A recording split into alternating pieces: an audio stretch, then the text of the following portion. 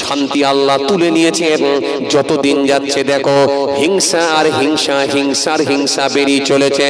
মানুষের আমানতের খেয়ানত চলছে, হিংসা বেড়ে গেছে, অহংকার বেড়ে গেছে, মেরে নেওয়া বেড়ে গেছে, কেড়ে নেওয়া বেড়ে গেছে, চিটিং বাজ বেড়ে গেছে, পর্দা উঠে গেছে, আমানতের খেয়ানতখানি বেড়ে গেছে, সুদখোর বেড়ে গেছে, ঘুষখোর বেড়ে গেছে। গোটা দেশে জুড়ে, সারা পৃথিবী জুড়ে হিংসার বাতাবরণ তৈরি হয়েছে। সারা দেশেতে মব লিঞ্চিং চলছে, কোথাও মাদ্রাসা ভেঙে দেয়া হচ্ছে, কোথাও মসজিদকে পুড়িয়ে দেওয়া হচ্ছে, মসজিদ ভেঙে দেয়া হচ্ছে। তোমার কি একবার মনে হলো না খোদার গজব যে কোনো মুহূর্তে আসতে পারে, আমার আল্লাহ ইচ্ছা করলেই সব শেষ করে দিতে পারে? এটা কি নিয়ে একবারও ভাবলে না, ভাবলে না, ভাবলে না? এরপরও তুমি এখনো ভাবছো এই মাত্র আমার 45 বছর বয়স হয়েছে, এখনো আমি থাকবো 100 বছর। ভুলে যাও, ভুলে যাও, ভুলে যাও, ভুলে যাও। মওতকে খুব কাছে মনে করো। আর যে ব্যক্তিটা মওতকে খুব কাছে মনে করতে পারলো, মওতকে খুব নিকটে মনে করতে পারলো, সেই মানুষটা পৃথিবীর জমিনে তৈরি হতে পারলো। আর যে ব্যক্তিটা পৃথিবীর জমিনে তৈরি হলো, সেই ব্যক্তিটা কবরে যাওয়ার পরে ওয়েলকাম, ওয়েলকাম, ওয়েলকাম, ওয়েলকাম, স্বাগতম, স্বাগতম, স্বাগতম। আল্লাহর ফেরেশতারা তাদের জন্য মারহাবা, মারহাবা দেওয়ার জন্য রেডি আছে। কেননা মৃত্যু আমাদের একদিনে হবে। যেহেতু কোরআন স্পষ্ট ঘোষণা দিয়েছে, যেহেতু কোরআন সুন্দর করে বলেছে, আমার আল্লাহ সুন্দর করে বলেছে, কুল্লু নাফসিন যায়িকাতুল মউত, প্রত্যেক প্রাণী মাত্র ওই মৃত্যু সাধন করবে, কেউ মৃত্যুর হাত থেকে রেহাই পাবে না। অন্য জায়গায় আমার আল্লাহ সুন্দর করে বললেন, আইনামা তাকুনু ইউদরিকুমুল মাউত ওয়ালাউ কুনতুম ফি বুরুজিম মুশাইয়াদা। মৃত্যুর ভয়তে যেখানে পলায়ন করো না কেন, মজবুত কেল্লার মধ্যে গিয়ে, লোহার সন্দুকের মধ্যে গিয়েও যদি আত্মগোপন করো, আমি আল্লাহ বলি মৃত্যুর হাত থেকে রেহাই পাবে না, পাবে না, পাবে না। অন্য জায়গায় আল্লাহ সুন্দর করে বললেন, ইযা জা আজালুহুম লা ইস্তাখিরুনা সাআতান ওয়া লা ইস্তাকদিমুন। মৃত্যুর যে সময় নির্ধারণ করে দেয়া হয়েছে, 1 মিনিট আগেও হবে না, 1 মিনিট পরেও হবে না, জাস্ট টাইমে তোমাদেরকে মৃত্যুবরণ করতে হবে। কোরআন শরীফের মধ্যে আল্লাহ সুন্দর করে বলেছেন, মিনহা খলাকনাকুম ওয়া ফিহা নুঈদুকুম ওয়া মিনহা নুখরিজুকুম তারাতান উখরা। কোরআন শরীফের মধ্যে আল্লাহ বলেছেন, কাইফা তাকফুরুনা বিল্লাহি ওয়া কুনতুম আমওয়াতান ফাহিয়াকুম সুম্মা ইউমীতুকুম সুম্মা ইউহয়িকুম সুম্মা ইলাইহি তুরজাউন। কোরআনের ভেতরে এক জায়গায়, দু জায়গায় নয়, একাধিক জায়গায় আবার আল্লাহ খালি মৃত্যু নিয়ে একাধিক জায়গায় আলোচনা করে বান্দাকে সতর্ক করেছেন, বান্দাকে কনসাস করেছেন, বান্দাকে সচেতন করেছেন। ও বান্দা, তৈরি হয়ে যা, তৈরি হয়ে যা। কেন আমি আজরাইলকে যখন পাঠাবো, ঘন্টা যখন মেরে দেব, সেদিনে কিন্তু আর তৈরি হবার কোনো সুযোগ থাকবে না। তার নাম হলো মওত, মওত, মওত। এই মৃত্যুকে যদি আমরা কাছে মনে করতাম, মৃত্যুকে যদি নিকটে মনে করতাম, তাহলে দেখেন পৃথিবীর মানুষ সংযত হয়ে যেত, পৃথিবীর মানুষের ভাবনা চিন্তাটা আলাদা হয়ে যেত। মব লিঞ্চিং আর হতো না, প্রতিহিংসার হতো না, মেরে নেওয়া থাকতো না, জুলুম থাকতো না, লোকে স্পটে হত্যা করে দেওয়া এটা থাকতো না। মানুষের ভেতরে একটা ভয় ভীতি ঢুকে যেত। কিন্তু এই মৃত্যুকে আমরা অনেক দূরে সরিয়ে দিয়েছি, মৃত্যুকে অনেক দূরে ঠেলে দিয়েছি। এই জন্য বাবাজি আমার ভাইরা, কোরআন শরীফের মধ্যে আল্লাহ সুন্দর করে বললেন, কাইফা তাকফুরুনা বিল্লাহি ওয়া কুনতুম আমওয়াতান ফাহিয়াকুম। আল্লাহ সুন্দর করে বললেন, কেমন করে তোমরা আমাকে অস্বীকার করো, আবার নাফরমানি করো? তোমরা তো ছিলে মৃত, তোমরা সবাই ছিলে মৃত। ওয়া কুনতুম আমওয়াতান ফাহিয়াকুম। আমি আল্লাহ তোমাদেরকে জিন্দা করেছি, আমি তোমাদেরকে জীবিত করেছি। তোমরা সবাই ছিলে মৃত, আমরা সবাই ছিলাম মৃত, এই বিশ্বাস কি আপনাদের হয়? কথা বলে না। আমরা সবাই ছিলাম মৃত, এই বিশ্বাসটা কি আপনাদের হয়? এই বাবু একটু বাইরের সাউন্ডটা দাও না, হালকা একটু হালকা দাও না, কষ্ট হচ্ছে, চাপ হচ্ছে। তোমরা সবাই ছিলে মৃত, এটা কি আপনাদের বিশ্বাস হয়? এটাকে দিও হয়। আমরা সবাই ছিলাম মৃত, ঠিক আছে, আমরা সবাই ছিলাম মৃত, এই বিশ্বাসটা কি আপনাদের হয়? কথা বলছেন না কেন? আপনারা বলবেন ভাইজান জ্যান্ত অবস্থায় বসে আছি আর আপনি বলছেন আমরা মৃত ছিলাম, এটা কেমন করে হয়? না, আল্লাহ বলছেন তোমরা ছিলে মৃত, ছিলে তোমরা মৃত। তার মানে আপনার বয়স কত? ও বাবাজি আমার ভাইরা, এখানে আল্লাহ বললেন, আল্লাহ অতীত কালকে টেনে নিয়ে এলেন। এখানে ভবিষ্যৎ নয়, বর্তমান নয়, বরং অতীতকে টেনে নিয়ে এসেছেন। আল্লাহ বোঝালেন বান্দা তোমরা তো সবাই ছিলে মৃত, সবাই আমরা ছিলাম মৃত। এখন যদি আপনারা বলেন ভাইজান মৃত আবার কেমন করে ছিলেন, তাহলে আপনাদেরকে একটু ক্লিয়ার করে বোঝাতে হয়। এখন আপনাকে যদি জিজ্ঞাসা করি আপনার বয়স কত, কেউ বলছে আমার বয়স হলো 22 বছর। আপনার বয়স কত? কেউ বলে আমার বয়স হলো 28 বছর। আপনার বয়স কত? কেউ বলে আমার বয়স হলো 32 বছর। আপনার বয়স কত? কেউ বলে আমার বয়স হলো 37 বছর। আপনার বয়স কত? কেউ বলে আমার বয়স হলো 67 বছর। আপনার বয়স কত? কেউ বলে আমার বয়স হলো 82 বছর। আলহামদুলিল্লাহ, অনেক বয়স পেয়েছেন আলহামদুলিল্লাহ। 82 বছর মানে বিরাট ব্যাপার। 82 বছর মানে বিরাট ব্যাপার। 82 বছর মানে বিরাট ব্যাপার। 90 বছর মানে বিরাট ব্যাপার। এখন যদি রাউন্ড ফিগারে একটু ধরা হয়, গড়ে হিসাব ধরা হয়, 60 বছর পার হওয়াটাও বড় কঠিন হয়ে যায়। কথা বলে না, বলে না। ও বাবাজি আমার ভাইরা, 60 বছর পার হওয়াটাও এখন বড় কঠিন হয়ে যায়, কিন্তু 82 বছর মানে এক বিরাট ব্যাপার। চলুন এবার আমি আপনাদেরকে যে কথা বোঝাতে চাইছিলাম, তাহলে বয়স কত ভিন্ন ভিন্ন, আলাদা আলাদা আলাদা আলাদা বয়স বলে দিলেন। আচ্ছা এবারে আপনারা বলেন তো দেখি, ও বাবাজি আমার ভাইরা, এবারে আপনারা বলেন তো দেখি বয়স আলাদা আলাদা। আপনি বয়স কত বছর বললেন? 37 বছর। এবারে যদি আপনাকে বলা হয় আপনি 40 বছর আগে কোথায় ছিলেন, একবার বলুন। কোন অ্যাড্রেস, কোন প্রুফ আপনার কাছে আছে? কথা বলছেন না কেন? 40 বছর আগে কোথায় ছিলেন বলতে পারবেন? কথা কয় না, বলতে পারবেন? পারবেন না। আপনার বয়স হলো 37 বছর। যদি আপনাকে বলি 40 বছর আগে কোথায় ছিলেন, কোন অ্যাড্রেস আপনার কাছে নাই, ঠিকানা আপনি দিতে পারবেন নাই, পারবেন নাই। আপনি মামার বাড়ি বলবেন, না না, 40 বছর আগে মামার বাড়িতেও আপনি ছিলেন না। খালার বাড়ি, না না। দাদুর বাড়ি, না না। চাচার বাড়ি, না না। খালুর বাড়ি, না না।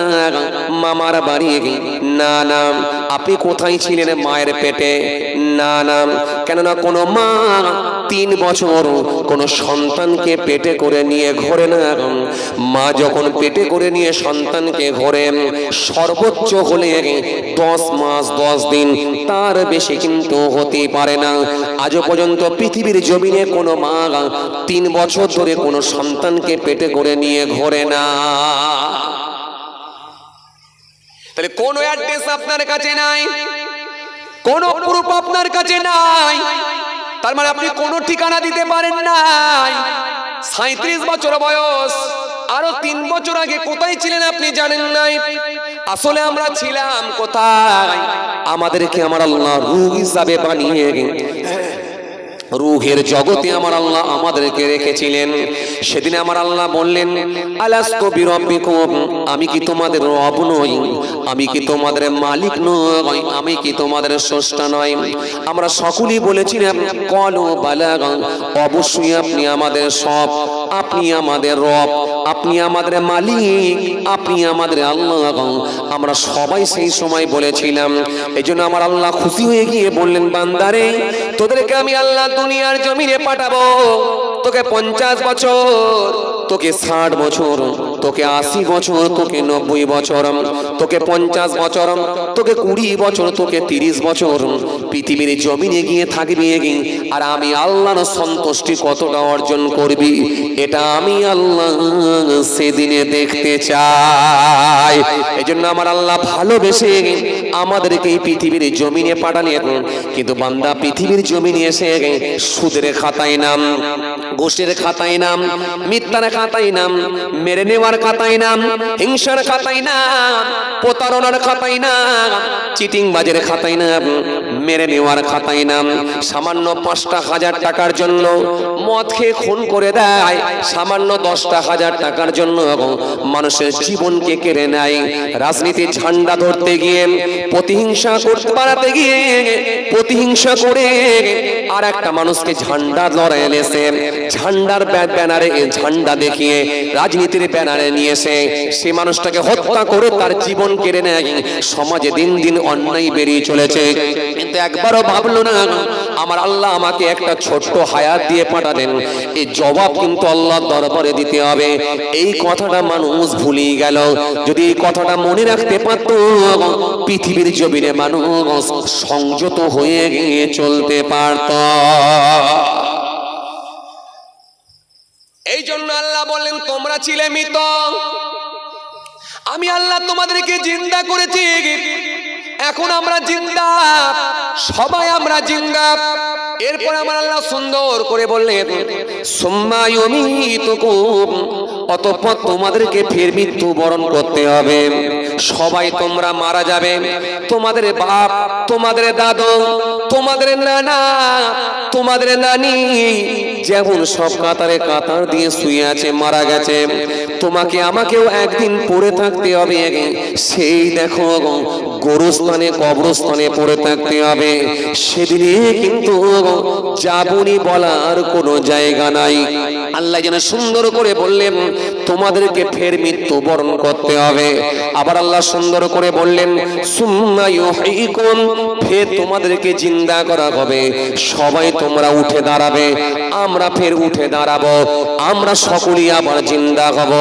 এই বিশ্বাসটা কি আপনাদের হয়? কথা বলছেন না কেন? আবার যে জিন্দা হব বিশ্বাস হয়? হয়। আবার আমরা জিন্দা হব বিশ্বাস হয়। কিন্তু কিছু ছেলে আছে দেখবে, কিছু নাস্তিকদের সঙ্গে উঠা বসা করার কারণে, নাস্তিকদের কালচার তাদের মধ্যে ঢুকে যাওয়ার কারণে তারা বিশ্বাস করে না মানুষ মৃত্যুর পরে আবার জিন্দা হবে। এটা হতেই পারে না। কিন্তু তুমি একবার ভাবলে না, জিন্দা হওয়াটা খুব স্বাভাবিক ব্যাপার, কেন আমার আল্লাহর জন্য খুব সহজ ব্যাপার। তুমি একবারও ভাবলে না, যদি তুমি বলো জিন্দা আবার কেমন করে হয়, মানুষ আবার জিন্দা হতে পারে নাকি, তাহলে আমি তোমাকে জিজ্ঞাসা করব, জিন্দা যদি করা অসম্ভব হয়ে যায়, তাহলে একটা মানুষকে তৈরি করাও তো অসম্ভব হয়ে যেত। একটা মানুষকে আমার আল্লাহ কেমন করে সৃষ্টি করলেন, এটাকে নিয়ে তুমি কি একবারও ভেবেছো? ভাবো না। তুমি তো জানোই না কেমন ভাবে হলেন। আজ তুমি এমএলএ আছো, তোমার দাপট আলাদা। আজ তুমি পিডিও আছো, তোমার দাপট আলাদা। আজ তুমি চেয়ারম্যান হয়েছো, তোমার দাপট আলাদা, তোমার আওয়াজ আলাদা। কিন্তু বান্দা একবার ভাবো, কেমন করে তুমি পৃথিবীর জমিনে এলে, একবার ভাবো তুমি কেমন করে দুনিয়ায় এলে, একবার ভাবো। তোমাকে আল্লাহ কিভাবে পয়দা করলেন, বানালেন, একবার তুমি ভাবো। ও বান্দা বলো বলো বলো বলো, তুমি কি মায়ের গর্ভে ছিলে না? স্বামী স্ত্রীর সম্পর্কের মধ্য দিয়ে এক কাতরা নাপাক পানি থেকে আমার আল্লাহ পাক একটা সুন্দর বাচ্চা তৈরি করলেন। 10 মাস সময় নিয়ে মায়ের গর্ভে রেখে আমার আল্লাহ একটা পরিপূর্ণ বাচ্চা তৈরি করলেন। পঞ্চ ইন্দ্রিয়ে, চক্ষু দিয়ে, নাসিকা দিয়ে, জিহ্বা দিয়ে, হাত দিয়ে, পা দিয়ে, কান দিয়ে, মাথা দিয়ে, চোখ দিয়ে, মুখ দিয়ে, নাক দিয়ে সুন্দর একটা স্ট্রাকচার তৈরি করে একটা বাচ্চা তৈরি করলেন, মাত্র 10 মাস সময় নিলেন। 10 মাস পরে তুমি ভূমিষ্ঠ হলেন। ও বান্দা, 10 মাস পরে যখন পৃথিবীর জমিনে এলে, রৌদ্রের তাপ ভোগ করতে লাগলেন, মুক্ত বাতাস ভোগ করতে লাগলে, ও বান্দা মায়ের স্তন থেকে দুধ পান করেন, একটু বড় হতে শুরু করলে, আরেকটু বড়, আরেকটু বড়, আরেকটু বড়, আরেকটু বড়, আরেকটু বড়, আরেকটু বড়, আরেকটু বড়। দুনিয়ার খাবার খেতে শিখলেন, দুনিয়ার খাবার খেয়ে বড় হলে আজকে তোমার 22 বছর, 25 বছর, 28 বছর, 30 বছর, 34 বছর, 40 বছর বয়স হলো। আজকে তুমি ডাক্তার হলে, আজকে তুমি উকিল হলে, আজকে তুমি হাকিম হলে, আজকে তুমি বক্তা হলে, আজকে তুমি পীর সাহেব হলে, আজকে তুমি ইমাম সাহেব হলে, আজকে তুমি হাফেজ সাহেব হলে, আজকে তুমি পীর সাহেব হলে, আজকে তুমি পীরজাদা সাহেব হলে, আজকে তুমি এমএলএ হলে, এমপি হলে, পিডিও হলে, এসডিও হলে, চেয়ারম্যান হলে, কিন্তু একবারও বলতে পারবে না যে আমি অমন করে হয় না। যে আল্লাহ একটা নাপাক পানি থেকে একটা বাচ্চা তৈরি করে একটা সুন্দর মানুষ বানাতে পারে, সে আল্লাহ মৃত্যুর পরে কেনই বা তোমাকে জিন্দা করতে পারবে না? এটা আমার আল্লাহর জন্য সবই সম্ভব। একটু জোরে বলতে পারেন না? আচ্ছা, এবার একবার বলেন তো দেখি, মানুষ যখন মারা যায়, আচ্ছা বলেন তো তার শরীর থেকে কি নিয়ে নেওয়া হয়? কথা বলেন, জোরে বলেন, কি নেওয়া হয়? কি বের করে নেওয়া হয়? রূহ বের করে নেওয়া হয়, আত্মা। আচ্ছা, আত্মা কি কোনোদিন আপনারা দেখেছেন? কথা কয় না। আত্মা কোনোদিন দেখেন না। আত্মা যিনি বের করে নেন তিনি কে? আল্লাহ। দায়িত্ব কার উপরে দেয়া আছে? কথা কয় না। দায়িত্ব কার উপরে? আজরাইল আলাইহিস সালাম। আজরাইলকে কোনোদিন দেখেছেন আপনারা? এই কথা বলে না। আজরাইলকে দেখেছেন? আজরাইলকে যিনি দেখেছে তিনি আর এখানে নেই। গোরস্থানটা কোন দিকে? এই দিকে। কারণ আজরাইলকে যেদিনে দেখবে সেদিনে ওই দিকে যাবে। আজরাইলকে কি দেখার শখ আছে? কথা বলছেন না কেন? আজরাইলকে দেখার ইচ্ছা আছে? সেদিন এক জায়গায় এই ওয়াজটা করেছি, বলছি আজরাইলকে দেখার ইচ্ছা আছে, তখন এক লোক বলছে হুজুর দেখার ইচ্ছা নেই। আমি বলছি না, উপায় নেই। দেখবে না মানে উপায় নেই। তোমার বাপ দেখেছে, তোমার দাদু দেখেছে, তোমার নানা দেখেছে, তোমার নানি দেখেছে, তুমিও দেখবে। উপায় নেই। তবে আজরাইলকে দেখবে যেদিনে, সেদিনে থাকবে ওখানে। কেন? আজরাইল আসে ফিনিশ করে দিয়ে যাবে। আমার দিকে তাকান, খেয়াল করেন। আজরাইল বের করবে কি? রূহ, আত্মা। এই রূহ যে কি জিনিস এটা আপনারাও জানেন না, আমিও জানি না। রূহ কোনটা দিয়ে বের করা হয় তাও জানি না। জানেন আপনারা? জানেন? কেন একটা মানুষ যখন মারা যায় তার শরীরে কোনো জায়গায় দাগ দেখা যায় না। কাটার দাগ, ফাড়ার দাগ, চেরার দাগ, কোনো দাগ দেখা যায় না। ভাই, ও বাবা,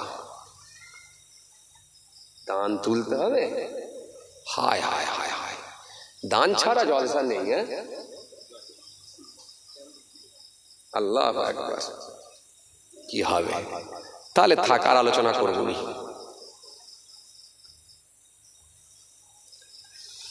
আসেন, খেয়াল করেন বাবাজি, আমার ভাইরা, রূহ যে কি জিনিস এটা আমরা কখনো কেউ দেখিও না, জানিও না।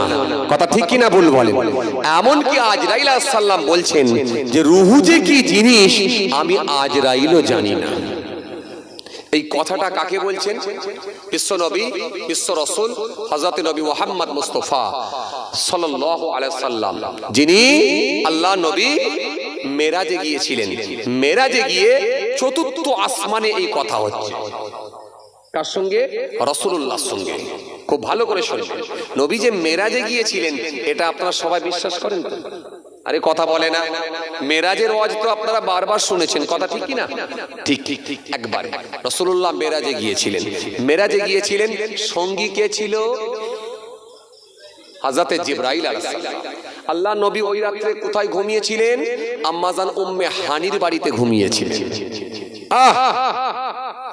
হযরত জিবরাইল আলাইহিস সালাম এসেছেন, রাসূল করিম সাল্লাল্লাহু আলাইহি ওয়াসাল্লামকে দাওয়াত দিয়েছেন কে? স্বয়ং আল্লাহ রাব্বুল আলামিন নিজে। জিবরাইল ফেরেশতা সাথে করে নিয়ে যাবেন। রাসূলুল্লাহর ঘুমটা কেমন করে ভাঙাবো চিন্তিত হয়ে পড়লেন। কেন? নবীর সম্মান শান আল্লাহ এত দিয়েছেন, এত ইজ্জত বাড়িয়েছেন, নবীর ইজ্জতকে আল্লাহ এত বাড়িয়েছেন, নবীর শান আল্লাহ এত বাড়িয়েছেন, নবীর বিরুদ্ধে যারা মন্তব্য করেছে, নবীর যারা বিয়াদবি করেছে, নবীর শান নিয়ে যারা খাটো করার চেষ্টা করেছে, নিশ্চিতভাবে তারা ধ্বংস হয়েছে। কথা বলছেন না কেন? ধ্বংস করেছে। যে আপনি সূরা লাহাব পড়ুন, আবু লাহাবকে আল্লাহ কেমন করে ধ্বংস করছেন এই আলোচনা করেছেন।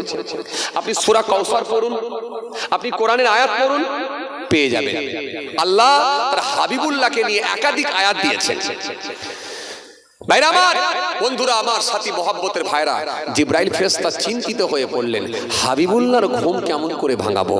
নাজহাতুল মাজালিস কিতাবের মধ্যে পাওয়া যায়, হযরত জিবরাইল আলাইহিস সালাম নিজের জিহ্বাটা বের করে রাসূলুল্লাহর পায়ের চোটতে চেটে চেটে আমার নবীর ঘুমটা ভাঙিয়েছিলেন। একটু জোরে বলতে পারেন না? খুশি মনে হয় না? সেই নবী যাচ্ছেন কোথায়? মেরাজে। প্রথম আসমান, দ্বিতীয় আসমান, তৃতীয় আসমান, চতুর্থ আসমান, পঞ্চম আসমান, ষষ্ঠম আসমান, সপ্তম আসমান, অনেক কথা, আমি অতদূর যাচ্ছি না। চতুর্থ আসমানে আল্লাহ নবী গেলেন। চতুর্থ আসমানে যাওয়ার পরে আল্লাহ নবী দেখতে পেলেন ভয়ঙ্কর একটা ফারেস্তা। ফারেস্তাদের ভেতরে সবথেকে ভয়ঙ্কর আকৃতির ফারেস্তা হলো হযরত আজরাইল আলাইহিস সালাম। হযরত আজরাইল আলাইহিস সালাম ফারেস্তাদের ভেতরে সবথেকে ভয়ঙ্কর আকৃতির, ভয়ঙ্কর সূরাতের ফারেস্তা হলো হযরত আজরাইল আলাইহিস সালাম। আল্লাহ নবী চতুর্থ আসমানে যখন আজরাইল ফারেস্তাকে দেখলেন, ভয়ঙ্কর আকৃতি, ভয়ঙ্কর সূরাত, আল্লাহ নবী জিজ্ঞাসা করলেন, হে জিবরাইল, এটা কোন ফারেস্তা একটু বলো তো। হযরত জিবরাইল আলাইহিস সালাম বললেন, ইয়া রাসূলুল্লাহ, হাবিবাল্লাহ, হুজুর, এটা হলো হযরত আজরাইল আলাইহিস সালাম, মালাকুল মউত। ইনি সারা পৃথিবীর সমস্ত প্রাণীর আত্মা বের করেন, রূহ বের করেন, আত্মা বের করেন। আল্লাহ নবী একটু সামনে গেলেন, সামনে গিয়ে আজরাইল আলাইহিস সালামকে লক্ষ্য করে সালাম দিলেন, দিয়ে বললেন, আসসালামু আলাইকুম ইয়া মালাকাল মউত। কোনো জবাব নাই, কোনো উত্তর নাই, কোনো রেসপন্স নাই। নবী সালামের উত্তর দেননি, জবাব দেননি। এটা আমার আল্লাহ কি কখনো মেনে নিতে পারে? কথা বলছেন না কেন? মেনে নিতে পারে? পারে না।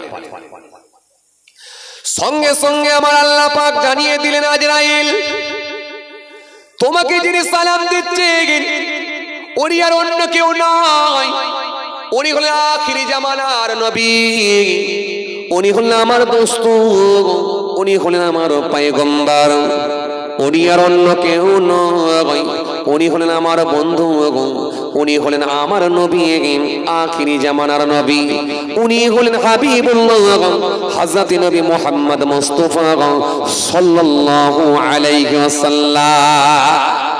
আরো জোরে বলেন, আরো জোরে বলেন, হে আজরাইল, সাবধান হয়ে যাও, যিনি সালাম দিচ্ছেন উনি হলেন আমার বন্ধু, আমার দোস্ত, সালাম দিচ্ছেন। হে আজরাইল, সালামের জবাব দাও, আর আমার হাবিবুল্লাহ যা জিজ্ঞাসা করবে সব একটা একটা একটা একটা করে উত্তর দাও। কেন? আমি আমার হাবিবুল্লাহর শান সব থেকে বেশি বাড়িয়ে দিয়েছি।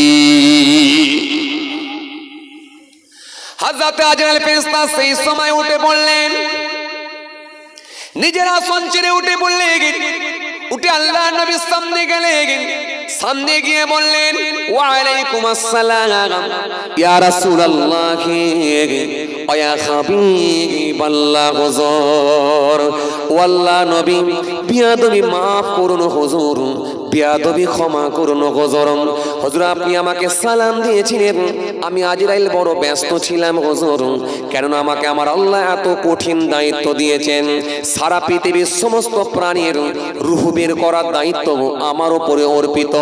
ও আল্লাহ নবী, শুধু তাই নয়, কোথায় কোন জায়গায় কি অবস্থায় কি হালতে কিভাবে কার জান বের করতে হবে, পুরো দায়িত্ব আমার আল্লাহ আমার উপরে দিয়ে রেখেছেন।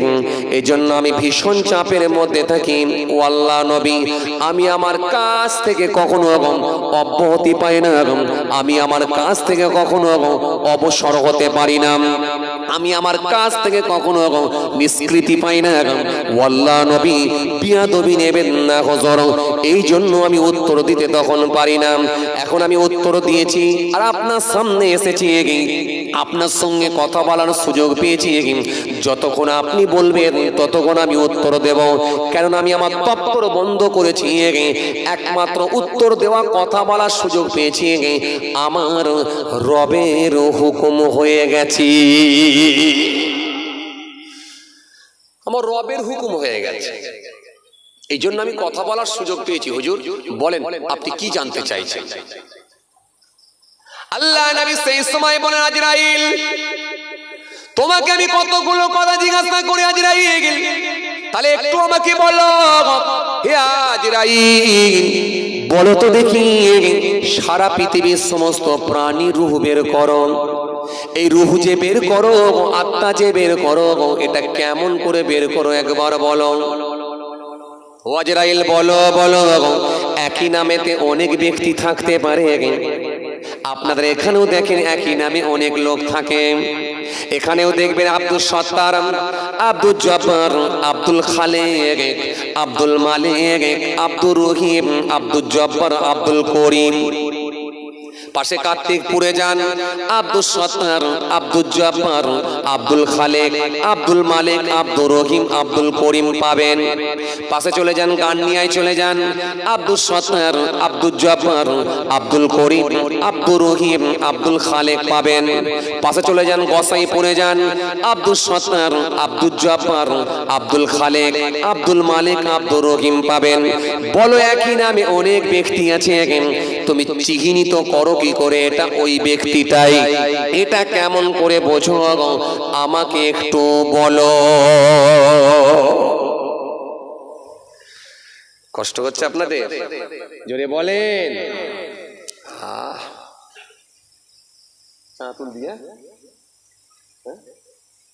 থাক ছেড়ে দিতে আবার হবে এখন অন্য সময় ইনশাআল্লাহ। কষ্ট হয়ে যাচ্ছে আপনাদের, থাক থাক এই পর্যন্তই থাক। বলো আজরাইল জান কেমন করে বের করো এটা বলো, আর তুমি ব্যক্তিটাকে চিহ্নিত করো কি করে এটা বলো, লোকেশন তোমার কাছে কেমন করে দেওয়া থাকে এটা বলো। আর কি আজরাইল তুমি যে জান বের করার জন্য যাও না এখান থেকে কাজ মেটাও? ইয়া রাসূলুল্লাহ হাবিবাল্লাহ হুজুর সব কাজ মিটিয়ে দিই হুজুর। আসন ছেড়ে ওঠো না, আসন ছেড়ে হুজুর মোট 3 বার উঠেছিলাম, এখনো পর্যন্ত মোট 3 বার উঠেছিলাম। আল্লাহু আলাম, আল্লাহই ভালো জানেন ভবিষ্যতে কোনোদিন উঠতে হবে নাকি, তবে আসন ছেড়ে মোট এখনো পর্যন্ত 3 বার উঠেছিলাম। আল্লাহর নবী বললেন আসন ছেড়ে যদি 3 বারই উঠতে হয় তো কার কার বেলায় আসন ছেড়ে উঠেছিলে বলো? কঠিন প্রশ্ন, আমি শুনতে চাই, বলো। আমি আমার উম্মতদেরকে বলবো, বলো কার কার বেলায় আসন ছেড়ে উঠেছিলে বলো। ইয়া রাসূলুল্লাহ হাবিবাল্লাহ হুজুর আর কিছু জিজ্ঞাসা করবেন? আল্লাহর নবী বলেন হে আজরাইল বলো তোমার ডানা কটা বলো। ইয়া রাসূলুল্লাহ হাবিবাল্লাহ হুজুর আমার ডানা হলো মোট 4টে। পালক কটা? ইয়া রাসূলুল্লাহ হাবিবাল্লাহ হুজুর অসংখ্য পালক, গণনা করা যায় না। আচ্ছা পালক তো দেখতে পাচ্ছি, এই পালকের অগ্রভাগে মস্তক মাথা দেখতে পাচ্ছি, ব্যাপারটা কি? প্রত্যেকটা পালকের অগ্রভাগে একটা করে মস্তক মাথা, শুধু মাথা দিয়ে শেষ না, ওই মাথার সঙ্গে লাগানো আছে 2টো করে চোখ, একটা করে মুখ, 2টো করে হাত, এই অগণিত গণনা করা যায় না, এত কোটি কোটি মাথা, কতগুলো মাথা আছে একটু বলো। ইয়া রাসূলুল্লাহ, হাবিবাল্লাহ, হুজুর এই মাথা গণনা করে শেষ করা যাবে না হুজুর, একমাত্র আমার মালিকই জানে কতগুলো মাথা আছে। তবে এতটুকু আপনাকে বলতে পারি হুজুর, এই পৃথিবীর শুরু থেকে নিয়ে শেষ পর্যন্ত যত প্রাণী জন্মগ্রহণ করবে এবং যত প্রাণী সব গুজরে গেছে, সব মারা গেছে, মৃত্যুবরণ করেছে, ততগুলো মাথাই কিন্তু আমার আল্লাহ আমার এই ডানার মধ্যে দিয়ে দিয়েছে। একটু জোরে বলতে পারেন না? আরো খুশি মনে হয় না? তবে হুজুর একটা কথা শুনেন, যখন কোন প্রাণী মৃত্যুবরণ করে মারা যায়, অমনি আমার এই পালকের অগ্রভাগ থেকে একটা করে মস্তক, মাথা বিলুপ্ত হয়ে যায়, শেষ হয়ে যায়। আর যখন কোন প্রাণী নতুন করে ফের জন্মগ্রহণ করে, অমনি আমার এই পালকের অগ্রভাগে আমার আল্লাহ একটা নতুন করে মাথা উৎপন্ন করে তৈরি করে দেয়। এভাবে কত মাথা শেষ হলো আর কত মাথা তৈরি হলো, একমাত্র আমার মালিক আল্লাহ ছাড়া কেউ জানে না। জোরে বলতে পারেন না? খুশি মনে হয় না? আল্লাহর নবী বললেন, বুঝতে পেরেছি, এবারে তাহলে বলো তুমি জান বের করো কেমন করে, এটা বলো। আর সেই ব্যক্তিটা, যে ব্যক্তিটাকে আল্লাহ হুকুম করেছে, ওই ব্যক্তিটাকে চিহ্নিত করো কি করে, বলো। আর বলো আজরাইল আসন ছেড়ে বললে মোট 3 বার উঠেছি, কার কার বেলাতে বলো। বলো আজরাইল তোমার মুখ কটা? আমি তো দেখতে পাচ্ছি 4টে। ইয়া রাসূলুল্লাহ, হাবিবাল্লাহ, হুজুর আমার মুখ হলো 4টে। সামনের দিকে একটা মুখ, পেছন দিকে একটা মুখ, ডান দিকে একটা মুখ, বাঁ দিকে একটা মুখ।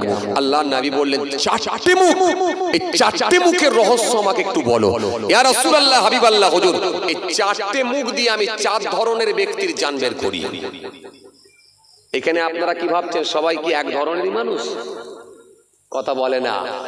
সবাই কি ভাবছেন টুপি পাঞ্জাবি পরে ফেলেছে, বা সবাই কি ভাবছেন সবাই কি এক ক্যাটাগরির মানুষ? 4 ধরনের মানুষের জান বের করি 4টে মুখ দিয়ে। সবার জন্য সামনের মুখ নয়, আর সবার জন্য পেছনের মুখও নয়, সবার জন্য ডান দিকের মুখও নয়, সবার জন্য বাঁ দিকের মুখও নয়। যে যেমন ব্যক্তি তার জন্য সেই দিকের মুখ। হুজুর সামনের দিকের মুখ এ ক্যাটাগরির মানুষের জন্য, ডান দিকের মুখ বি ক্যাটাগরির মানুষের জন্য, বাঁ দিকের মুখ সি ক্যাটাগরির মানুষের জন্য, পেছন দিকের মুখ ডি ক্যাটাগরির মানুষের জন্য। এই 4 ধরনের মানুষের জন্য 4টে মুখ আল্লাহ আমাকে দিয়েছেন। আজরাইল বলো এই 4 ধরনের মানুষ কারা কারা, আমাকে একটু বলো।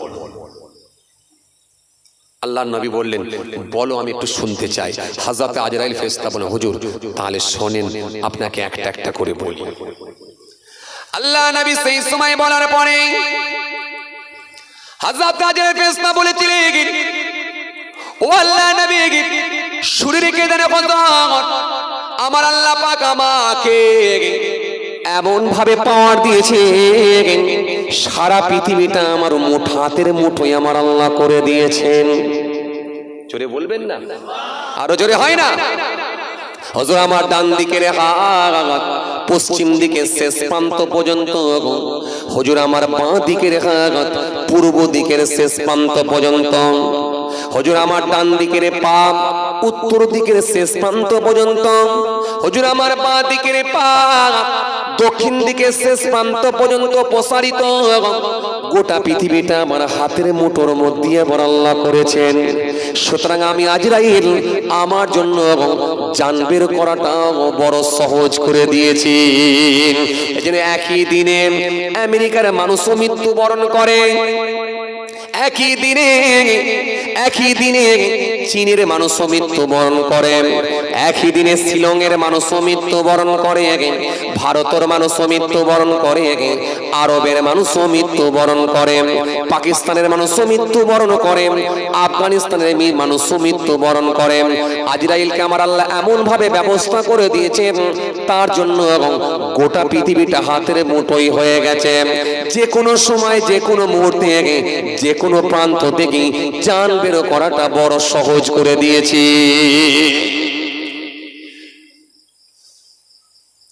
হযরত আজরাইল ফেরেশতা সেই সময় বলেছিলেন, ও আল্লাহর নবী বিয়াদবি নেবেন না, হুজুর জান বের করাটা আমার জন্য বড় সহজ করেছেন আমার আল্লাহ। হুজুর আমি খুব সহজেই জান বের করি, আল্লাহ নবী সাহাবীদেরকে বুঝিয়েছিলেন, সাহাবীরা আজরাইলকে কেমন পাওয়ার আমার আল্লাহ দিয়েছে জানো? আমার আল্লাহ বড় সহজ করে দিয়েছেন।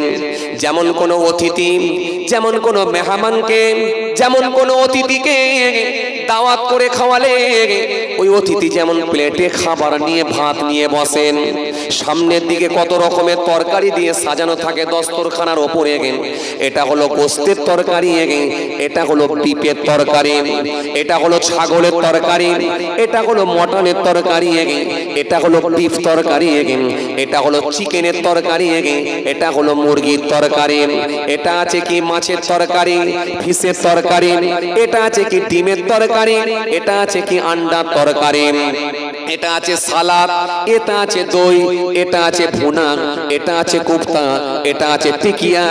কত রকমের খাবার দেখেন লাইন দিয়ে বাটিতে বাটিতে সাজানো থাকে। কিন্তু ওই বারবিওয়ালা যাকে দাওয়াত দিয়েছেন ওই অতিথি দেখেন ইচ্ছা মতো যে কোনো প্লেট থেকে যে কোনো বাটি থেকে তুলে তুলে তুলে তুলে খেতে যেমন অসুবিধা হয় না, অনুরূপ ভাবে আজরাইল ফেরেশতা আমেরিকা হোক, ব্রিটেনে হোক, ফ্রান্সে হোক, লন্ডনে হোক, জাপানে হোক, ভারতে হোক, আরবে হোক, যে কোনো দেশই হোক না কেন, জান তুলে নিতে, জান বের করতে আজরাইলেরও কোনো অসুবিধা হয় না।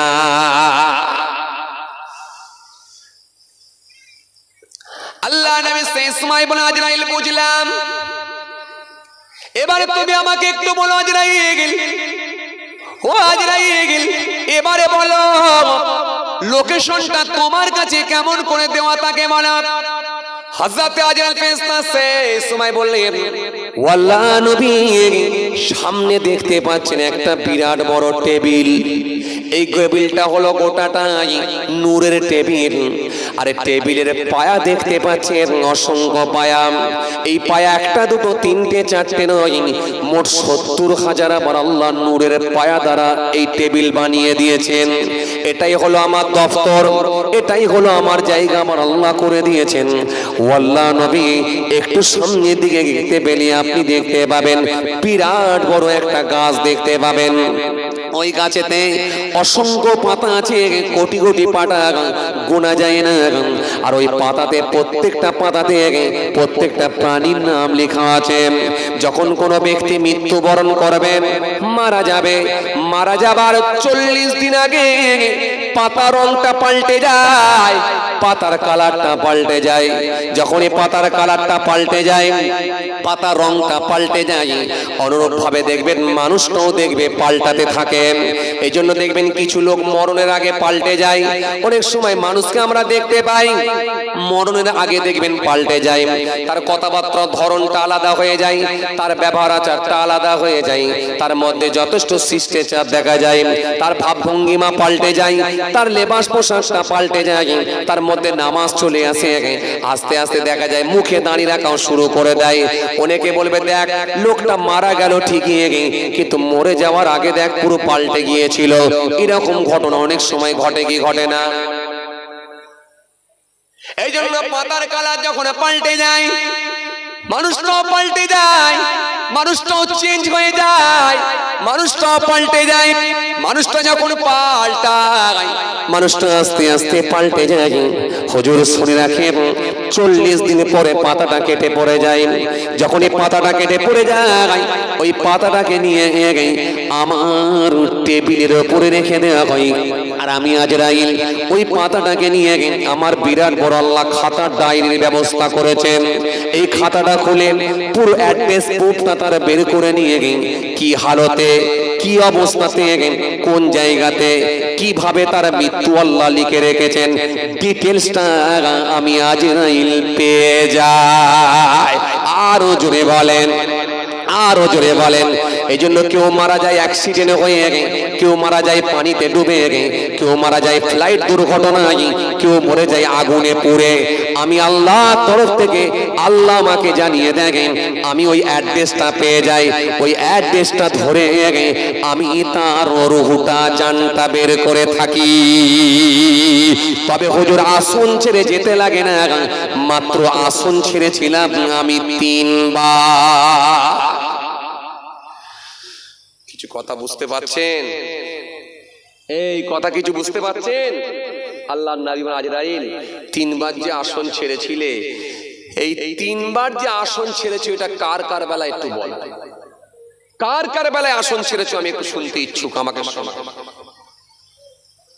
হযরত আজরাইল ফেরেশতা সেই সময় বলেছিলেন, ও আল্লাহর নবী, একবার আসন ছেড়েছিলাম হযরত আদমকে বানানোর জন্য, মাটি আনতে আল্লাহ নির্দেশ দিয়েছিলেন। এও আজ আপনাদের শোনা আছে, মাটি আনার আমার আল্লাহ নির্দেশ দিয়েছিলেন, যাও মিকাইল মাটি নিয়ে এসো। মিকাইল ফেরেশতা মাটি আনতে পারে না। যাও ইসরাফিল মাটি নিয়ে এসো।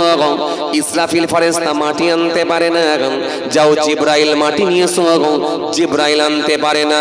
শেষে আমার আল্লাহ পাক আমি আজরাইলকে হুকুম দিয়েছিলেন, আমি আজরাইল মাটি এনেছিলাম, মাটি আনার জন্য একবার আসন ছেড়েছিলাম।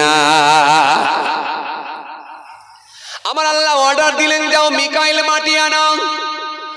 হযরত মিকাইল ফেরেশতা যখন মাটি আনতে গেলেন, মাটি সেই সময় কাকুতি মিনতি করে বলেছিল, ও মিকাইল ফেরেশতা, মাটি আপনি তুলবেন না, কেননা এই মাটি থেকে যদি আদমকে আমার আল্লাহ বানান আর আদমের আওলাদরা সমস্ত রকম পাপ কর্মের সঙ্গে সম্পৃক্ত হবে, তাদের মধ্যে থাকবে চুরি, তাদের মধ্যে থাকবে খুন, তাদের মধ্যে থাকবে ঘুষ, তাদের মধ্যে থাকবে মেরে নেওয়া, তাদের মধ্যে থাকবে হিংসা, তাদের মধ্যে থাকবে প্রতারণা, সমস্ত রকম অন্যায় কাজের সঙ্গে সম্পৃক্ত হবে।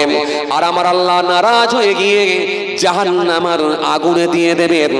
জাহান্নামের আগুনে যখন দেবেন, আমার আল্লাহ সেদিনে যখন জাহান্নামে দেবেন, তারা জাহান্নামের আগুনে গিয়ে জ্বলবে।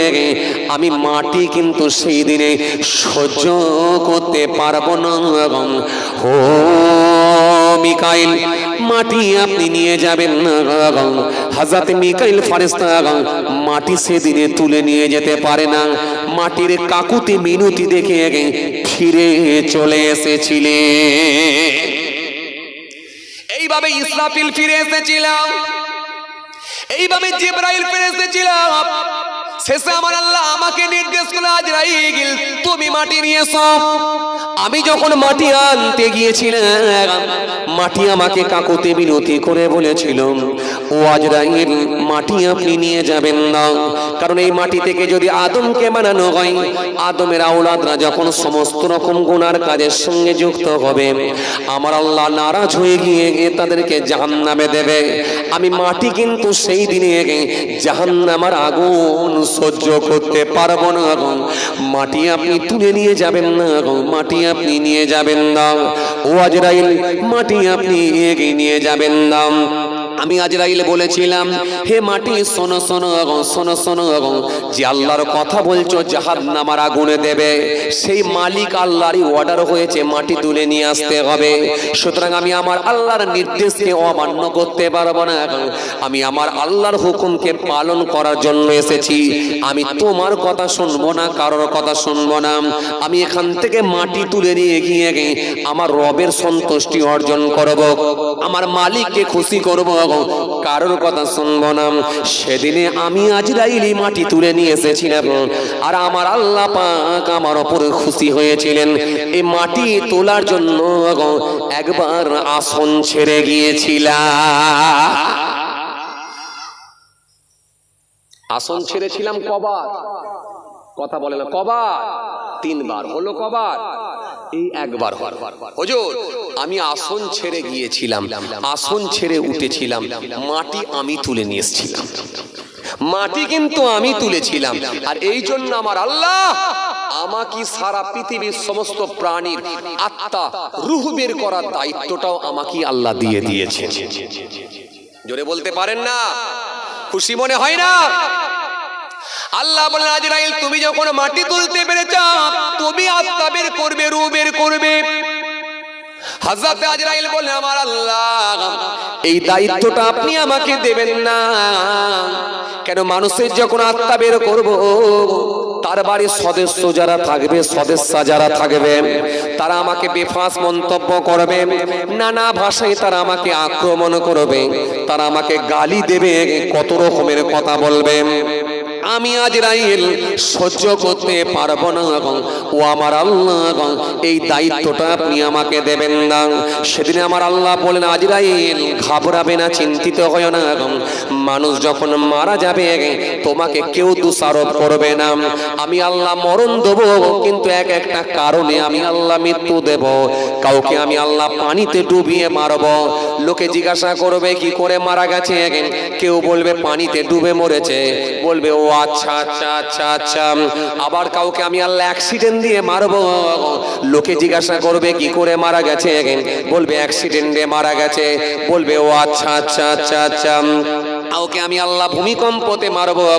লোকে বলবে কি করে মারা গেছে, বলবে ভূমিকম্পে মারা গেছে, বলবে ও আচ্ছা আচ্ছা আচ্ছা আচ্ছা। কাউকে পানিতে ডুবিয়ে মারব। লোকে বলবে কি করে মারা গেছে, লোক বলবে পানিতে ডুবে মরেছে, বলবে ও আচ্ছা আচ্ছা। কাউকে হার্ট অ্যাটাক করে মারব, হার্ট ফেল করে মারা যাবে, হার্ট অ্যাটাক হয়ে মারা যাবে, লোকে বলবে কি করে মারা গেল, বলবে হার্ট অ্যাটাক করে মারা গেছে, বলবে ও আচ্ছা আচ্ছা। কাউকে আমি আল্লাহ ক্যান্সার দিয়ে মারব। লোকে বলবে কি করে মারা গেল, কেউ বলবে ক্যান্সার হয়ে মারা গেছে, অনেক দিন ধরে ভুগছিল, ক্যান্সার হয়ে মারা গেছে, বলবে ও আচ্ছা আচ্ছা আচ্ছা আচ্ছা। কাউকে আমি আল্লাহ পাক দুটো কিডনি নষ্ট করে দেব। লোকটি মারা যাবে, কিডনি ফেল হয়ে যাবে। লোকটি যখন মারা যাবে, লোকে জিজ্ঞাসা করবে কি করে মারা গেল, লোক বলবে কিডনি দুটো নষ্ট হয়ে গিয়েছিল, অনেক দিন ধরে ভুগছিল, মারা গেছে, বলবে ও আচ্ছা আচ্ছা। এই আচ্ছা আচ্ছা বলে মেনে নেবে। মরণটা একটা সিস্টেমেটিক করে দেব। আজরাইল তোমাকে কেউ দোষারোপ করবে না, তোমাকে কেউ তোমার নামে অপবাদ দেবে না, তোমাকে কেউ গালি দেবে না। মরণটা আমি আল্লাহ একটা একটা সিস্টেমেটিক করে দেব, মরণের এক একটা কারণ করে দেব। এই মওতটাকে দেখবে তারা সবাই মেনে নেবে। সেই মওত হচ্ছে, আমরা দেখেন সবাই মাথা পেতে মেনে নিয়েছি, কেননা এটা আমার মালিক যখন করেছে, মালিকের হুকুম অমান্য করার কোনো জায়গা না। কি কথা কিছু বুঝতে পারছেন? এই বুঝে যাচ্ছে কথা? সেই মওত। হুজুর আসন ছেড়ে একবার উঠেছিলাম এই মাটি তোলার সময়। আল্লাহ নবী বললেন, তুমি তো বললে 3 বার, আর 2 বার কেন আসন ছেড়েছিলে বলো? হযরতে আজরাইল ফেরেশতা সেই সময় বললেন, হুজুর শুনেন, আর একবার আমি আসন ছেড়েছিলাম হযরতে আদম আসসালামের জান বের করার জন্য। হযরতে আদম আসসালামকে আল্লাহ হায়াত দিয়েছিলেন কত বছর? কথা কয় না, কথা বলে না। হযরতে আদমকে আল্লাহ হায়াত দিয়েছিলেন ক বছর? বলে বলো। চাচা বলছে 1000, উনিও বলছে 1000। একদম ঠিক। হযরতে আদম আসসালামকে আল্লাহ 1000 বছর হায়াত দিয়েছিলেন। হযরতে আদমকে আমার আল্লাহ যখন বানালেন, তৈরি করলেন, তৈরি করে আল্লাহ পাক নবী আম্বিয়া সালামদের রূহগুলোকে এক জায়গায় জমা করলেন।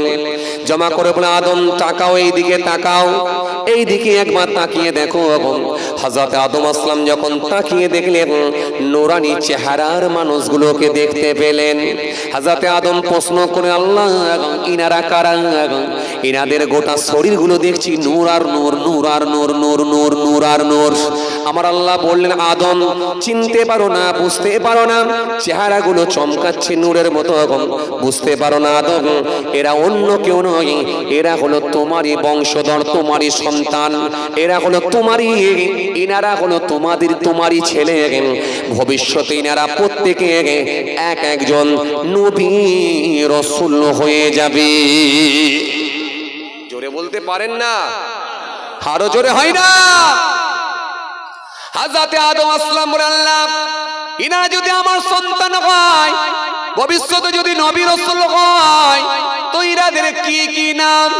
আমার আল্লাহ সেই সময় আদম পরিচয় করাই, ইনি তোমারই সন্তান হযরতে নূহ আলাইহিস সালাম, ইনি তোমারই সন্তান হযরতে ইহয়া আলাইহিস সালাম, ইনি তোমারই সন্তান হযরতে জাকারিয়া আলাইহিস সালাম, ইনি তোমারই সন্তান হযরতে ঈসা আলাইহিস সালাম, ইনি তোমারই সন্তান হযরতে মূসা আলাইহিস সালাম, ইনি তোমারই সন্তান হযরতে হারুন আলাইহিস সালাম, ইনি তোমারই সন্তান হযরতে দাউদ আলাইহিস সালাম, ইনি তোমারই সন্তান হযরতে সুলাইমান আলাইহিস সালাম, ইনি তোমারই সন্তান হযরত ইসমাঈল আলাইহিস সালাম, ইনি তোমারই সন্তান হযরত আইয়ুব আলাইহিস সালাম, ইনি তোমারই সন্তান হযরত ইয়াকুব আলাইহিস সালাম, ইনি তোমারই সন্তান হযরত দাউদ আলাইহিস সালাম, ইনি তোমারই সন্তান হযরত সুলাইমান আলাইহিস সালাম, ইনি তোমারই সন্তান, ইনি আর অন্য কেউ নয়, ইনি আখিরি জামানার নবী, লাস্ট নবী, শেষ নবী, আমার হাবিবুল্লাহ, যে নবীকে না পাঠালে আমি আল্লাহ কিছুই বানাতাম না। ইনি হলেন আমার নবী মুস্তাফা মুহাম্মদ রাসূলুল্লাহ সাল্লাল্লাহু আলাইহি ওয়াসাল্লাম। সব তোমার সন্তান, তোমার ছেলে। হযরতে আদম আসলাম আল্লাহ, এরা কত বছর করে বাঁচবে? আমার আল্লাহ বললেন, আদম শোনো শোনো, কাউকে আমি আল্লাহ হায়াত দেবো 1000 বছর, কাউকে 900 বছর, কাউকে 700 বছর, কাউকে 700 বছর, কাউকে 600 বছর, কাউকে 500 বছর, কাউকে 300 বছর, কাউকে 200 বছর, কাউকে 100 বছর। আখিরি নবীকে হায়াত দেবো মাত্র 63 বছর। আর একজন নবী দেখতে পাচ্ছ, ইনি তোমার সন্তান, মাত্র ইনাকে হায়াত দেবো আমি আল্লাহ 60 বছর। হযরতে আদম আসলাম বলে, আল্লাহ আমার সন্তান থাকবে 60 বছর আর আমি বাপ থাকবো 1000 বছর, এটা কেমন করে হয়? যেহেতু আমি বাপ, আমার অন্তরে দয়া মায়া তো থাকারই কথা। চলুন আমার আল্লাহ, আমি আমার বয়স থেকে একটু বাদ দিলাম, কেটে দিলাম, মাইনাস করে দেন, আমার এত বয়স লাগবে না, আমার বয়স থেকে কেটে আমার সন্তান যাকে 60 বছর দিচ্ছে এনাকে বাড়িয়ে দিয়ে 100 বছর পূর্ণ করে দেন। 40 বছর আমি দিয়ে দিলাম, 40 বছর আমি বাদ দিয়ে দিলাম। আমার আল্লাহ সেই সময় বললেন, আদম আপত্তি নেই, তাহলে তোমার থেকে কেটে আমি 40 বছর তোমার সন্তানকে দিয়ে 100 বছর পূর্ণ করলাম, আর তোমার আমি আল্লাহ কমিয়ে দিয়ে 960 বছর করে দিলাম। আদম যাও, পৃথিবীর জমিনে থাকবে, তোমার সন্তানকে 100 বছর করে দিয়েছি। আদম টেনশন নাই, চিন্তা নাই, চলো তোমার কথা মেনে নিয়েছি। সেই আদম আসলাম 960 বছর হায়াত নিয়ে পৃথিবীর জমিনে এলেন। কিন্তু হযরতে আজরাইল ফেরেশতা যখন 960 বছর বয়স হলো, আজরাইল ফেরেশতা যখন এসে হাজির হয়ে গেল, আজরাইল এসে যখন সালাম দিলেন, সালাম দিয়ে বললেন, হুজুর চলুন। হযরতে আদম আসলাম সেই সময় বললেন, বলো এ আজরাইল, জান বের করার জন্য না দেখা করার জন্য? হযরতে আদম আসলাম বলেছিলেন, আজরাইল ফেরেশতা বলেছিলেন, ও আল্লাহ নবী হযরতে আদম আসলাম জান বের করার জন্য এসেছি, দেখা করার জন্য নয়। হযরতে আদম আসলাম বললেন, হে আজরাইল, আমার কি মনে নাই আমার আল্লাহ আমাকে 1000 বছর দিয়েছে আর তুমি 960 বছরে চলে এসেছো? এটা কেমন করে হতে পারে? তুমি কি ভাবছো আমি 40 বছর মনে নেই, ভুলে গেছি নাকি? কিছু কথা বুঝতে পারছেন? কি ভাবছো আমি ভুলে গেছি? 40 বছর আমার এখনো বাকি আছে, এখনো থাকবো, যাও ফিরে যাও। হযরতে আজরাইল বলে, কি সর্বনাশ, কি সর্বনাশ, কি সর্বনাশ! এখন অন্য কেউ হলো তো নাম ভুলিয়ে দিতাম, কথা ঠিক কিনা? সাদ্দাতের নাম ভুলিয়ে দিয়েছি, ফেরাউনের নাম ভুলিয়ে দিয়েছি, কারকের নাম ভুলিয়ে দিয়েছি, কথা বলে না। নমরুদের নাম ভুলিয়ে দিয়েছি, এ কথা বলে না। ইনি পৃথিবীর সর্বপ্রথম মানুষ, আল্লাহর নবী। এখন বেয়াদবি করার তো কোনো জায়গা, বড় বেয়াদবি করার কোনো জায়গা না। আল্লাহ এখন আমি কি করি, কি করি? আল্লাহ বলেছে, জান বের করে নিয়ে আমি এসে পৌঁছে গেছি, আর বলছে আমার এখনো বাকি আছে। এখন ফিরে যাব না জান বের করবো, চাপের মধ্যে পড়ে গেছি।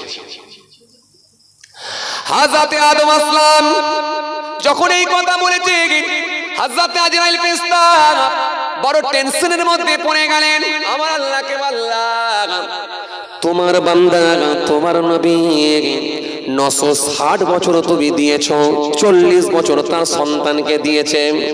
এখন আমি 960 এসেছি জান বের করার জন্য, কিন্তু সে অস্বীকার করছে, যেতে চাইছে না। এখন আমি কি করি? আমার আল্লাহ সেই সময় বললেন, শোনো শোনো আজরাইল, আমার বান্দা আদম অস্বীকার করে না, বরং আমার বান্দা আদম ভুলে গেছে, আমার আদমকে ভুলিয়ে দেওয়া হয়েছে। জোরে হবে না সুবহানাল্লাহ? আরো জোরে হয় না? আমার আদম ভুলে গেছে, আমার আদমকে ভুলিয়ে দেওয়া হয়েছে, কারণ আমি আল্লাহ ভুলিয়ে দিয়েছি। আর আদম আসলাম ভুলে গিয়েছিলেন বলে আদমের বংশধর, আদমের আওলাদরা আজকের দিনে ভুলে যায়। মাচায় বসে বসে চাচার ভাইপো গল্প করছে, ভাইপো জিজ্ঞাসা করছে, ও চাচা দুপুরবেলা কি দিয়ে ভাত খেলেন?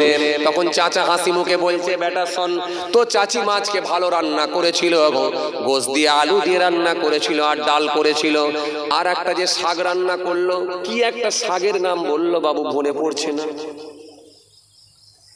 কথা বলছেন না, কি শাকের নাম বললো, ও মনে করতে পারছি না। মাঝে মাঝে ভুলে যান না, আরে কথা বলে না, ভুলে যান না। বন্ধুকে বললো, বন্ধুরে কাল সন্ধ্যেবেলা বললি দেখা করব, আজ সকাল হয়ে গেল, কি ব্যাপার এখন এসে দেখা করছিস, কি ব্যাপার? বন্ধু বলল, বিশ্বাস কর কালকে সন্ধ্যেবেলা পুরো একেবারে ভুলে গিয়েছিলাম, বিশ্বাস কর পুরো ভুলে গেছি। যদি ভুলে না যেতাম অবশ্যই তোর সঙ্গে এসে দেখা করতাম। এই জন্য দেখো আজকে মানুষ ভুলে যায়। আল্লাহ বলে আদমকে ভুলিয়ে দেওয়া হয়েছে, আদম ভুলে গেছে, ভুলে গেছে।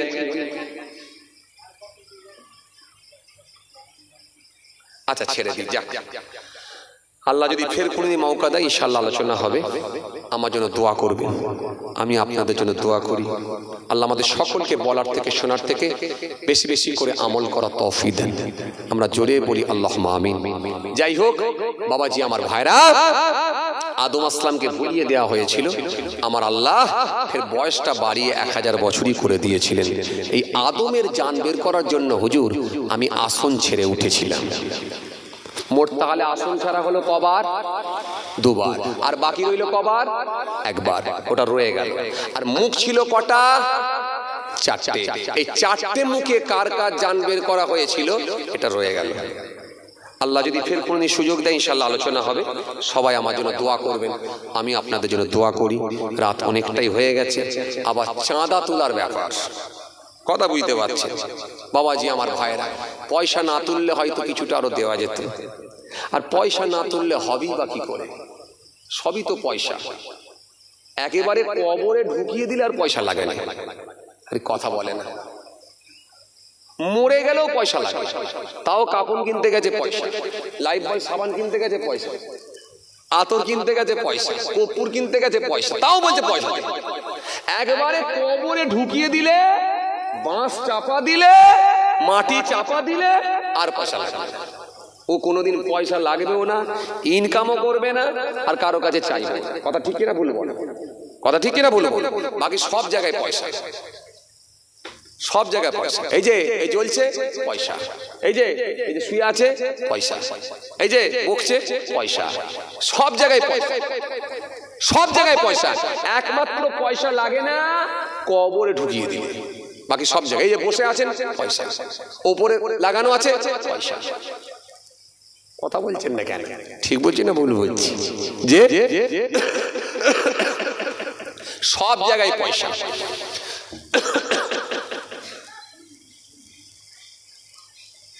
ভাইরা আমার, যাই হোক, আল্লাহ যদি ফের কোনদিন সুযোগ দেয় ইনশাআল্লাহ আলোচনা হবে। বাকিটা ইনশাআল্লাহ কোনদিন কভার করব।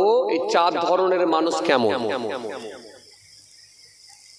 কথা কিছু বুঝতে পারছেন? এ ক্যাটাগরির মানুষ কারা, বি ক্যাটাগরির মানুষ কারা, সি ক্যাটাগরির মানুষ কারা জানেন আপনারা? জানেন আপনারা? জানেন। আল্লাহ বলছে এই ক্যাটাগরির মানুষ ওরা কারা? ইন্নামাল মুমিনুনা ইখওয়াতুন ফাসলিহু বাইনা আখওয়াইকুম ওয়াত্তাকুল্লাহ লাআল্লাকুম তুরহামুন। এই ক্যাটাগরির মানুষ কারা? জি, এই ক্যাটাগরির মানুষ কারা? ওরা আল্লাহু ওয়ালিউল্লাযিনা আমানু ইখরিজুহুম মিনাজ যুলুমাতি ইলান নূর ওয়াল্লাযিনা কাফারু আউলিয়াহুমুত তাগুত ইখরিজুহুম মিনান নূরি ইলাজ যুলুমাত উলাইকা আসহাবুন নার হুম ফিহা খালিদুন। এরকম এক একটা আয়াত আর হাদিস দিয়ে যদি বুঝিয়ে দেওয়া হয় তাহলে এইখানেই দেখবেন ভাগ হয়ে যাবে। কে এ ক্যাটাগরি, কে বি ক্যাটাগরি, কে সি ক্যাটাগরি, কে ডি ক্যাটাগরি, কে কোন লাইনে আছে সব ভাগ হয়ে যাবে। এমনি তার কাউকে বলা যাবে না এই মুরতাদ এখানে আয়, ও তো একা আসবে না, লাঠি নিয়ে আসবে। আরে কথা বলেন না, এই বেঈমান এখানে আয়, বেঈমান বললো মেনে নেবে, সে লাঠি নিয়ে আসবে। আরে কথা বলছেন না কেন? এই মুনাফিক এখানে আয়, সে কি আর এমনি আসবে? হাতে লাঠি নিয়ে আসবে। তোমার এত বড় হিম্মত, তুমি আমাকে বেঈমান বলে ডাকছো? আরে কথা বলছেন না কেন? কথা বলেন ঠিক না? ঠিক না? জি ঠিক। এমনি যদি কাউকে বলা এই জানোয়ারের বাচ্চা এইদিকে আয়, লাঠি নিয়ে আসবে। তোমার এত বড় হিম্মত, তুমি জানোয়ারের বাচ্চা বললে? আর যদি ঘুরিয়ে দিয়ে বলা এই বাঘের বাচ্চা এইদিকে আয়, তখন পাঞ্জাবি উড়াতে উড়াতে এসছে, বলছে আমি না এরকমই ঘটনা ঘটাই। কথা বলছেন না কেন? বাঘের বাচ্চা বললে খুব খুশি, মানে বাঘটা জানোয়ারের থেকে মনে হয় আলাদা। এই যে যদি কাউকে বলা হয় মুরতাদ এদিকে আয়, রেগে যাবে। যখন মুরতাদের আলামত তুলবে না, তখন বলবে সর্বনাশ করছি, তো যা বলছে সব আমার সঙ্গে মিলে যাচ্ছে। ফাসেক এদিকে আয়, রেগে যাবে। যখন ফাসেকের আলামত তুলবে না কোরআন হাদিস দিয়ে, তখন মাথা নিচু করে সর্বনাশ করছি, তো যা বলছে সব আমার সঙ্গে মিলে যাচ্ছে। তখন বুঝতে পারবে category A, category B, category C, category D সব ভাগ হয়ে যাবে। কথা বুঝতে পারছেন? আর আজরাইলকে আমার আল্লাহ চারটে মুখ দিয়েছেন, ভাগ করে দিয়েছেন। সবার জন্য এক মুখ নয়, না। নোংরা মানুষের জন্য এই মুখ নয়, ভালো মানুষের জন্য আলাদা মুখ, খারাপ লোকের জন্য আলাদা মুখ, দুষ্টু লোকের জন্য আলাদা মুখ, আলাদা আলাদা মুখ দিয়েছে। কথা বুঝতে পারছেন ভাইরা আমার? যাই হোক, আল্লাহ যদি ফের কোন সুযোগ দেয় ইনশাআল্লাহ আলোচনা হবে। তো একটু রান্নার সরঞ্জাম, যাই হোক বাবাজি আমার ভাইরা, এই যে জলসা মাহফিল হচ্ছে, আপনারা সবাই খুশি তো নাকি? আল্লাহু আকবার। আজকে কিন্তু নড়াতে পারিনি আপনাদেরকে, পুরো একদম যেন মনে হচ্ছে সেই গেতে গেছে। কথা বুঝতে পারছেন না? হ্যাঁ, জলসা মাহফিল খুব বেশি বেশি শুনছে, সবাই বসে আছে দেখে, তবু যেন মনে হচ্ছে কত দিনের যেন একটা মাথায় বোঝা নিয়ে বসে আছে। এমন ভাবে বোঝা চাপিয়েছে যেন মনে হচ্ছে 200 কিলো করে ওজন, লড়েও না হেলেও না। যে কিন্তু কারোর চোখে আমি ঘুমও দেখতে পাচ্ছি না। তবু প্রথমে ওই চাচাটা একটু হালকা ঘুমোচ্ছিল, কিন্তু দেখেন আর ঘুম নেই। চাচা দেখেন আর ঘুম নেই, হাসছে। কথা বুঝছেন না? যে আল্লাহু আকবার। একটু তাকবীর দেন, নারায়ে তাকবীর। কি আওয়াজ হচ্ছে রে ভাই! গরু গোশ খাওয়া কি বন্ধ করে দিলেন নাকি? বলছি গরু গোশ খাওয়া কি বন্ধ করে দিলেন নাকি? হ্যাঁ, তো গরু গোশ যখন খাচ্ছেন টেম্পার এরকম থাকবে? আল্লাহু আকবার। একটু জোরে হবে না নারায়ে তাকবীর? একটু খুশি মনে সবাই মিলে দেন না নারায়ে তাকবীর। একটু আল্লাহর সন্তুষ্টির জন্য দেন। আমরা কাউকে ডাকছি না, ডাকছি একজনকে, জমিন আসমানের মালিক, সারা পৃথিবীর মালিক আমার রব্বুল আলামিন আল্লাহ, যিনাকে আমার আল্লাহ, আমার স্রষ্টা, আমার মালিক, যিনি আল্লাহু লা ইলাহা ইল্লাহু, আল্লাহ তিনি ছাড়া কোনো মাবুদ নাই।